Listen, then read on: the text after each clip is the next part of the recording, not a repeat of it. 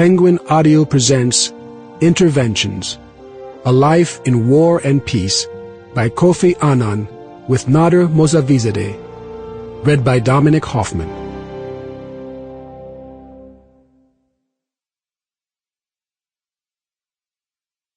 I dedicate this book to my wife and partner Nane, my daughter Amma, my son Kojo, and my stepdaughter Nina. I will always be grateful for their love, patience, and support.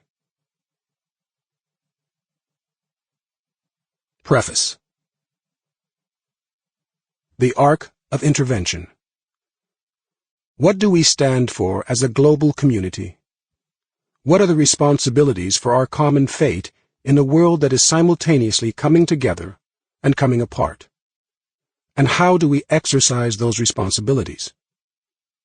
How do we strike the balance between growth and development, equality and opportunity, human rights and human security? And where does the United Nations, an organization founded nearly 70 years ago in San Francisco to prevent another world war, fit into a world transformed by forces of globalization and technology that are not defined by boundaries of nation or ideology? We stand at the crossroads of a global realignment as momentous as the one faced by the UN's founders in 1945. While the past quarter century has witnessed an extraordinary escape from poverty on the part of hundreds of millions in Asia, Africa, and Latin America, the scourges of war, terror, and weapons of mass destruction still remain as present as ever.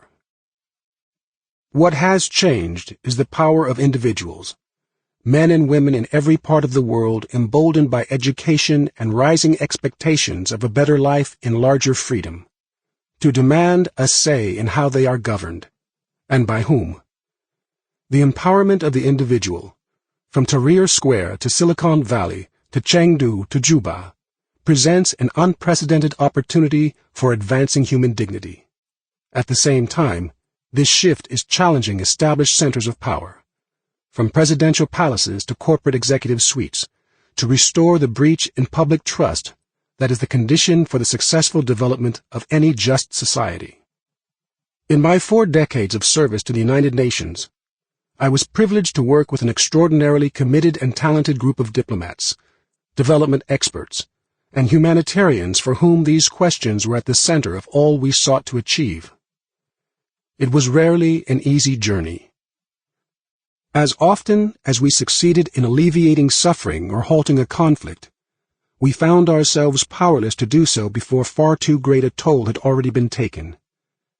As the first Secretary-General elected from the ranks of the organization, I came into office with a hard-won appreciation for the limits of our powers, but equally determined that we would not simply give up in the face of setbacks, that we could do better, and would do so in the name of the peoples for whom the Charter of the United Nations was written.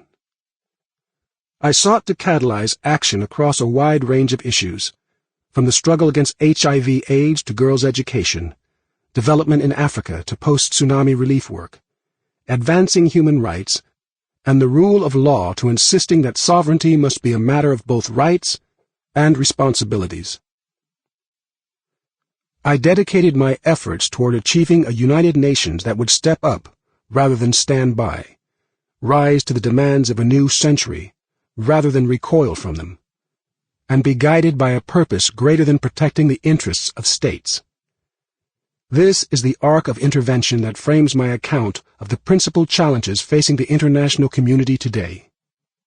It also reflects my conviction that while humanitarian intervention is a moral and strategic imperative when the alternative is genocide or gross violations of human rights, military action pursued for narrower purposes without global legitimacy or foresight about the consequences, as in the case of Iraq, can be as destructive as the evils it purports to confront. The emerging global convention of a responsibility to protect was conceived as a universal principle of protecting fundamental. Sample complete. Ready to continue?